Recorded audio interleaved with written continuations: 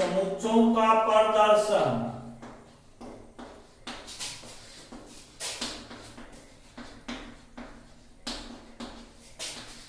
Representation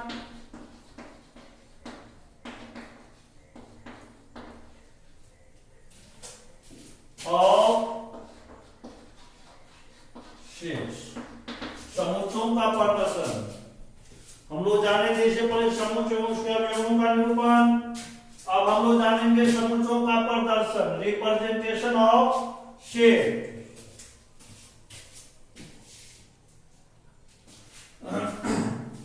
किसी भी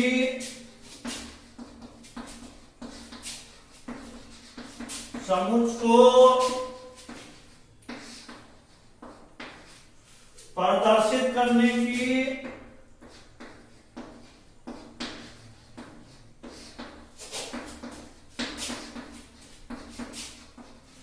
दो विधियां प्रचलित है।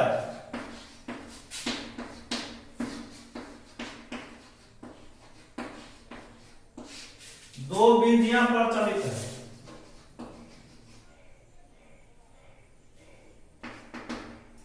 एक नंबर में सारणी या तालिका विधि, रोस्टर और टेबुलर फॉर्म।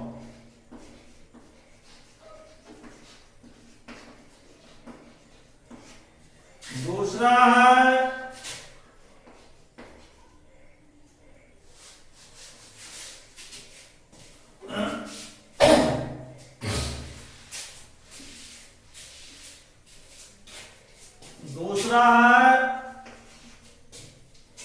समुच्चय निर्माण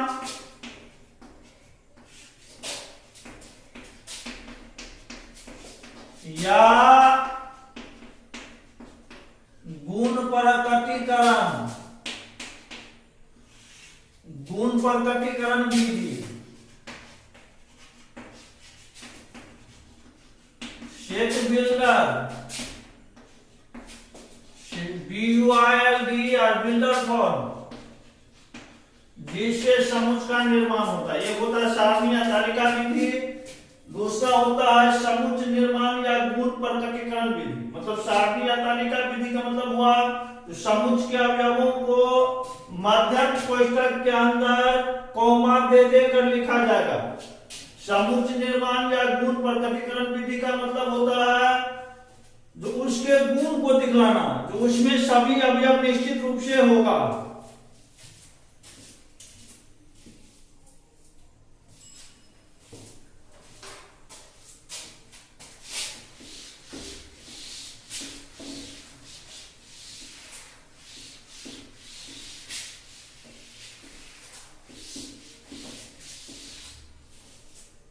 अब सबसे पहले हम जानते हैं सारणी या तालिका विधि के बारे में।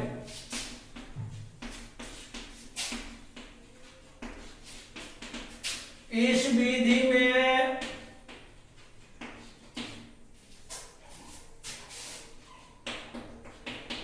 समुच्चय के अवयवों को मध्यम कोष्ठक के अंदर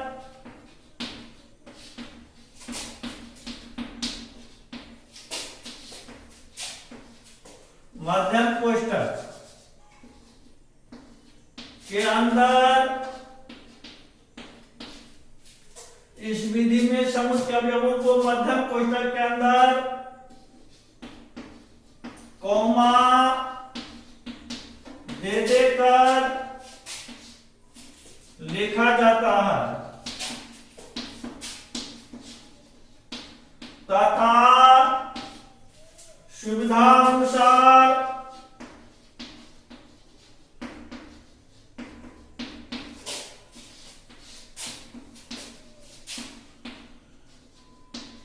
समुच्चय का नामकरण कर दिया जाता है।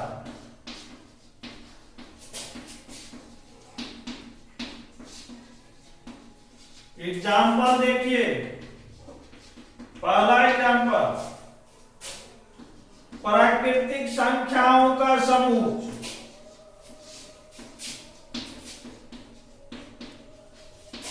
प्राकृतिक संख्याओं का समूह। तो प्राकृतिक संख्या में 1 2 3 4 5 6 7 8 9 होता है, नेचुरल नंबर होता है, इसको हम लोग n से सूचित करते हैं। तो n इक्वल टू क्या सब हो जाएगा, 1 2 3 4 5 ये हो गया सारणी विधि। देख लीजिए, सारणी में अवयवों को कॉमा दे देकर लिखे हैं, सारणी या तालिका विधि यही हुआ। तो इसमें टोटल सभी प्राकृतिक संख्या आ जाता है। दूसरा एग्जाम्पल लिखिए,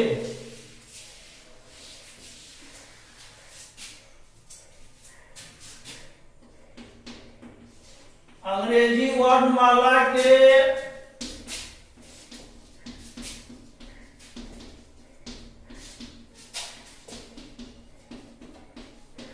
स्वरों का समूह। तो कोई भी समूह दिखला दीजिए। ए बराबर क्या सब होता है इसमें, ए ई आई ओ यू हो गया अंग्रेजी वर्णमाला सभी स्वर।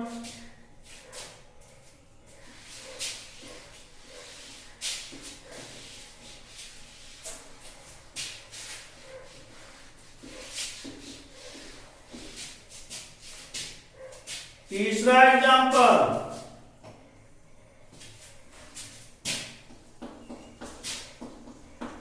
सम संख्याओं का समूह।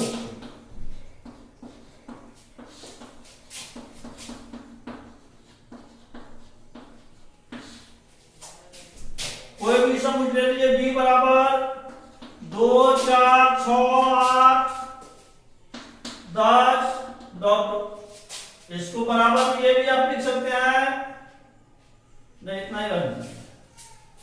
तो ये हो गया सारणी या तालिका विधि। सारणी से स्पष्ट है, सारणी में कॉमा दे देकर लिखा जाएगा।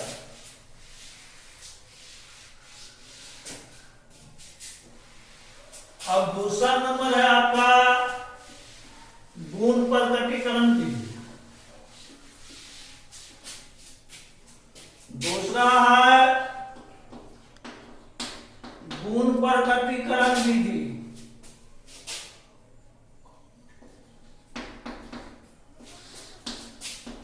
इसको हम लोग समुच्चय निर्माण विधि भी बोलते हैं।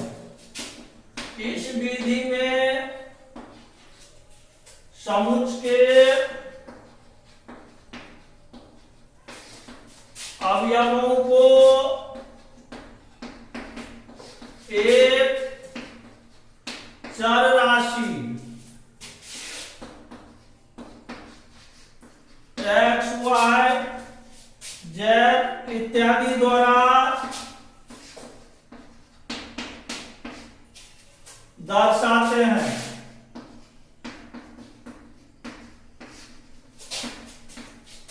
ताकि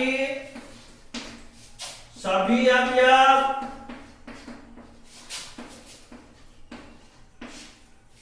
सुनिश्चित रूप से प्राप्त हो जाए, सुनिश्चित रूप से प्राप्त हो जाए। सुविधा अनुसार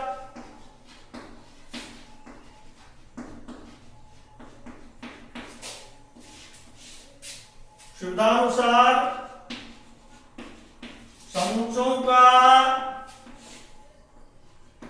नामकरण भी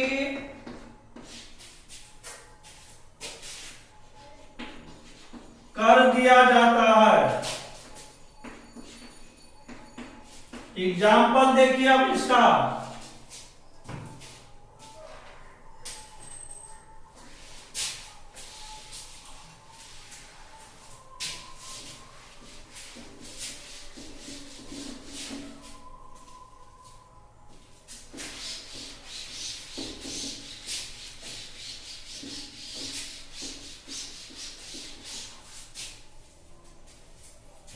एग्जाम्पल, प्राकृतिक संख्याओं का समूह।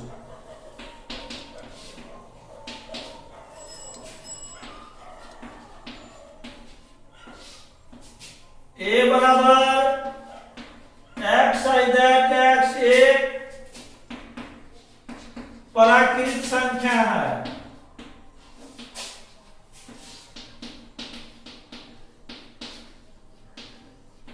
देख लीजिए एक्स आई दैट एक्स एक प्राकृतिक संख्या, मतलब इसके गुण को दिखा रहा है, ये सभी नेचुरल नंबर होगा, वही 1 2 3 4 5 आ जाएगा। इसको इसके गुण को हम लोग दिखा रहे हैं, इसीलिए इसको हम लोग गुण प्रकटीकरण या इससे समुच्चय का निर्माण हो जाएगा नेचुरल नंबर से, इसलिए इसको गुण प्रकटीकरण या समुच्चय निर्माण विधि बोलते हैं।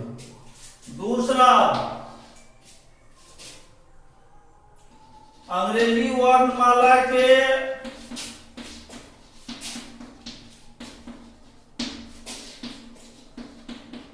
स्वरों का समुच्चय।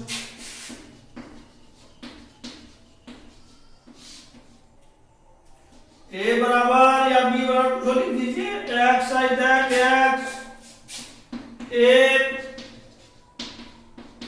अंग्रेजी वर्णमाला के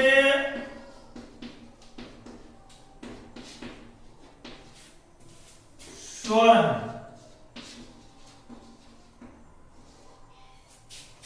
हो गया, अंग्रेजी में यही है, वही आ गया। ये हो गया, उसके गुण को हम लोग दिखा रहे हैं जो सभी अवयव सुनिश्चित रूप से प्राप्त हो जाए। तीसरा एग्जाम्पल,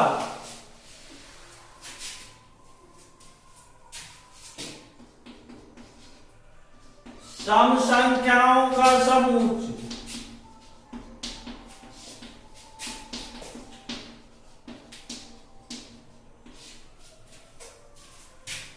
बी बराबर y such that y equal to 2n, जहां n belongs to capital N, मतलब हो गया स्मॉल n का मतलब हो गया टोटल प्राकृतिक संख्या। इसका मतलब है स्मॉल n जो है कैपिटल N के सदस्य है।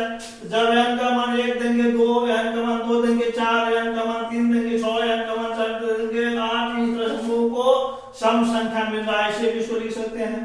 या सीधा y साइड y एक सम संख्याओं का समुच्चय है। चौथा एग्जांपल,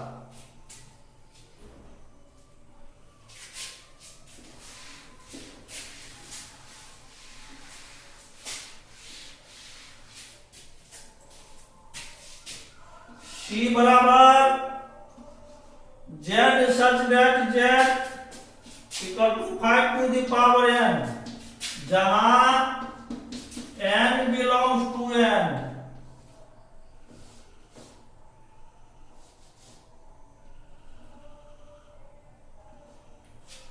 तो क्या हो गया, नेचुरल नंबर हो गया। n का मान 1 दीजिए 5, 2 दीजिए 25, 3 दीजिए 25, 4 दीजिए 6, 25, इस तरह से ये उस गुण को दिखला रहा है। अब इसी को कह देगा सारणी विधि में लिखने के लिए, तो क्या हो जाएगा 5, 25, 125, 625, इस तरह से वो सारा लिख लेंगे। तो ये हो गया गुण प्रकटीकरण या समुच्चय निर्माण।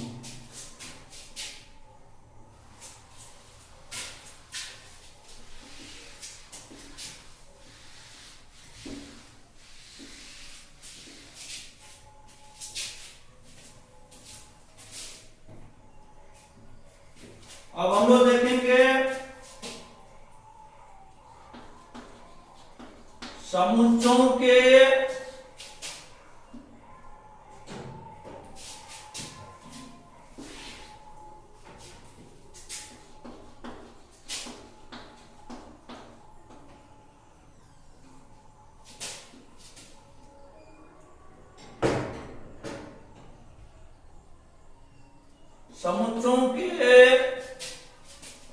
प्रकार, टाइप्स ऑफ शेप्स।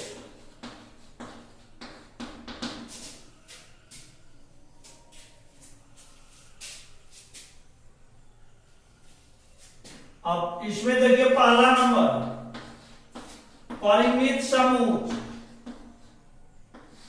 परिमित समूह, फिनाइट सेट,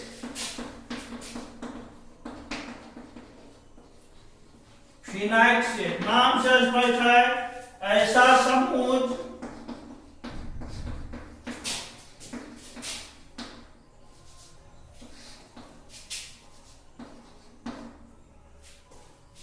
ऐसा समूह जिसमें अवयवों की संख्या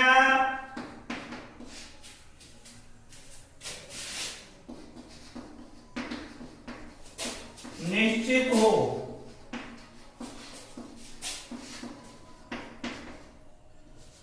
अर्थात अवयवों की गिनती की जा सके, अवयवों की गिनती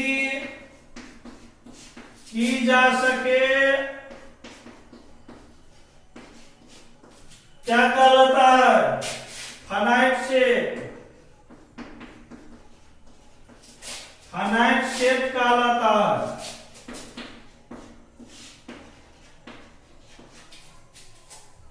एग्जाम्पल देखिए,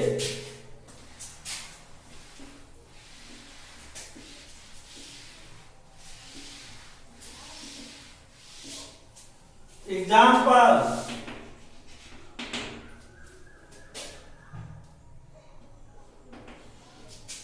अंग्रेजी वर्णमाला के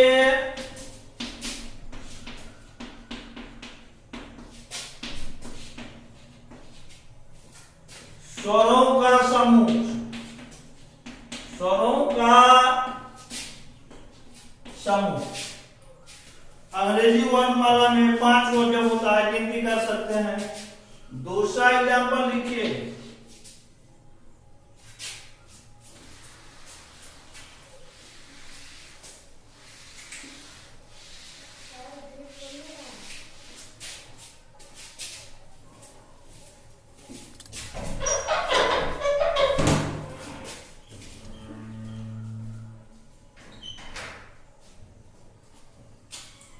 अंग्रेजी वर्णमाला के स्वरों का समूह। दूसरा एग्जाम्पल लिखिए, 5 से बड़ी एवं 10 से छोटी प्राकृतिक संख्याओं का समूह।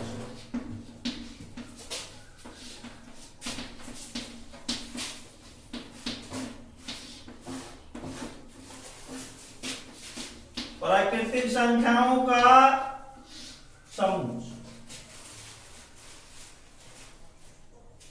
तो ये हो गया जिसको आप काउंट कर सकते हैं, फिनाइट सेट हो गया। अब हम लोग देखेंगे इनफाइनाइट सेट।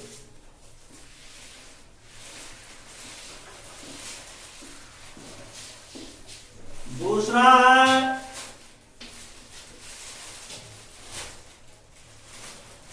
अपरिमित समूह, अपरिमित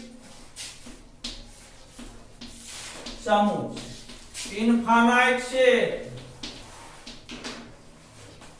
इनफाइनाइट सेट ऐसा समूह जिसमें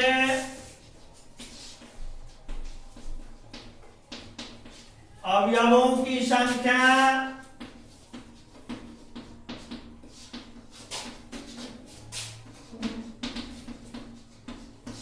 अनिश्चित हो,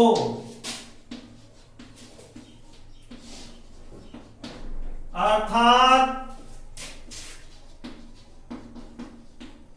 अवयवों की गिनती ना की जा सके,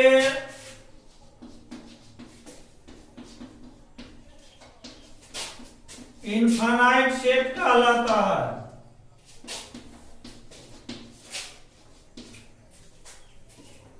कहलाता है।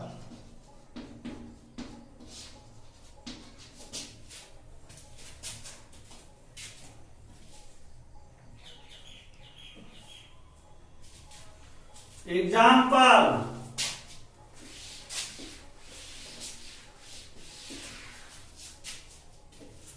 एग्जाम्पल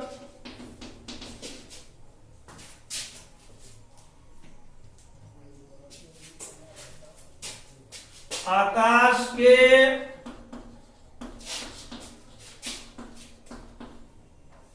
तारों का समूह,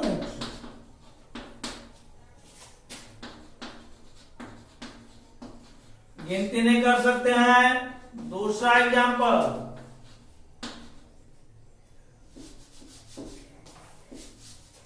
दो परिमेय संख्याओं के बीच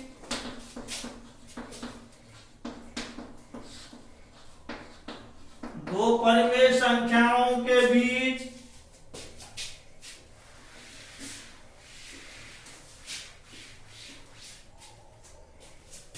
परिमेय संख्याओं का समूह।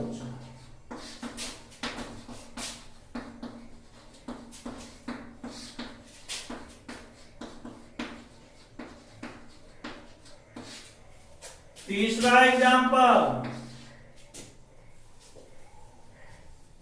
किसी रेखा पर बिंदुओं का समूह,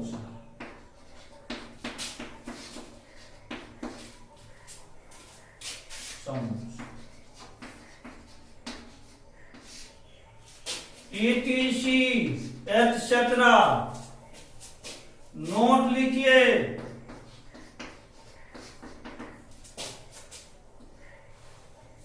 यदि समुच्च के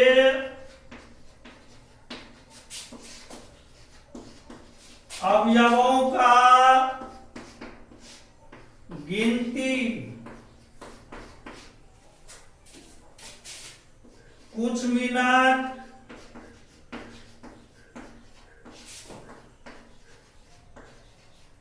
कुछ घंटे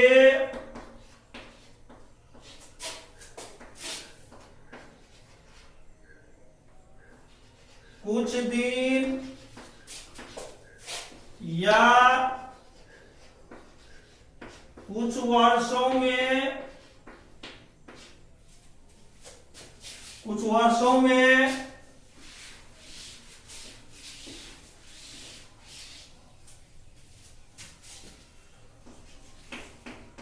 समाप्त हो जाए तो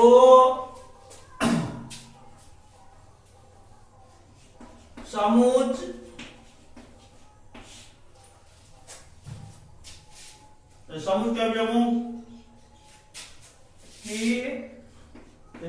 के अवयवों की गिनती कुछ मिनट कुछ घंटे कुछ दिन या कुछ वर्षों में समाप्त हो जाए तो समुच्च परिमित होगा, अन्यथा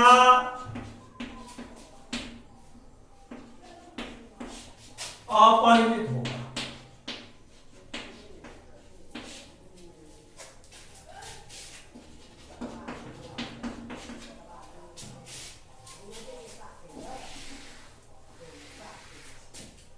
एग्जाम्पल, मनुष्य के सिर में बालों का समूह, कुछ समय लग सकता है इसमें। पेड़ के पत्तों का समूह, गिनती करने में कुछ समय लगेगा।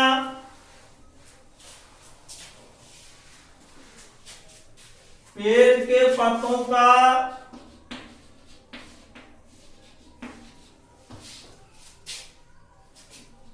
इत्यादि परिमित समुच्च होगा, परिमित समुच्च होगा। यही हो गया। जब गिनती समाप्त हो जाए, कुछ दिन कुछ घंटे कुछ वर्ष लगेंगे, वह फिनाइट सेट होगा। जब गिनती समाप्त नहीं कर सकते, आप काउंटिंग समाप्त नहीं कर सकते हैं, वह हो जाएगा अपरिमित, इनफाइनाइट से।